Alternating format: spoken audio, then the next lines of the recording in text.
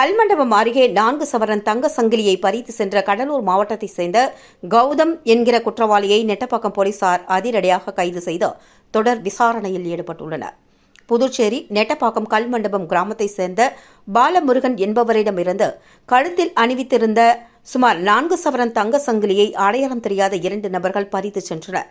இதனையடுத்து பாலமுருகன் நெட்டப்பாக்கம் காவல் நிலையத்தில் புகார் அளித்ததன் அடிப்படையில் வழக்கு பதிவு செய்து விசாரித்து வந்தனர்.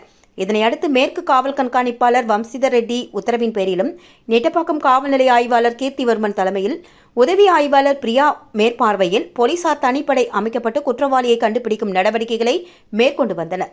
இந்நிலையில் அப்பகுதியில் இருந்த சிசிடிவி காட்சிகளை வைத்து தேடுதல் வேட்டையில் ஈடுபட்டனர். இதில் 4 சவரன் தங்கச்சங்கிலியை பறித்து சென்ற குற்றவாளியை அடையாளம் காணும் வகையில் சிசிடிவி காட்சிகளை வைத்து பார்த்தனர். அப்பொழுது தமிழக பகுதியான கடலூர் மாவட்டம் வடலூர் கிராமத்தை சேர்ந்த கௌதம் என்பது தெரியவந்தது. கடந்த ஒரு சில தினங்களாக போலீசாருக்கு டிமிக்கி கொடுத்து வந்த குற்றவாளியை தகவல் குற்றப்பிரிவு போலீசார் வடலூர் பகுதியில் இருந்த கௌதமை அதிரடியாக கைது செய்து விசாரணை மேற்கொண்டனர்.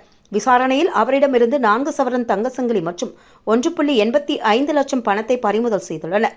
இதனையடுத்து விசாரணை மேற்கொள்ளப்பட்டதில் அவருடன் கடலூர் மாவட்டம் பன்ருட்டி வடமபாளையம் கிராமத்தை சேர்ந்த அவரது கூட்டாளி சண்முகத்துடன் சேர்ந்து பல்வேறு குற்ற சம்பவங்களில் ஈடுபட்டதும், மேலும் பிடிப்பட்ட குற்றவாளி கௌதம் மீது தமிழகம் மற்றும் புதுவையில் உள்ள 7 காவல் நிலையங்களில் 13 வழிப்பறி வழக்குகள், 4 குண்டாஸ் என பல்வேறு வழக்குகள் நிலுவையில் உள்ளதும் தெரியவந்தது. இதனை அடுத்து கைது செய்யப்பட்ட குற்றவாளியை நீதிமன்றத்தில் ஆஜர்படுத்தி சிறையில் அடைத்தனர்.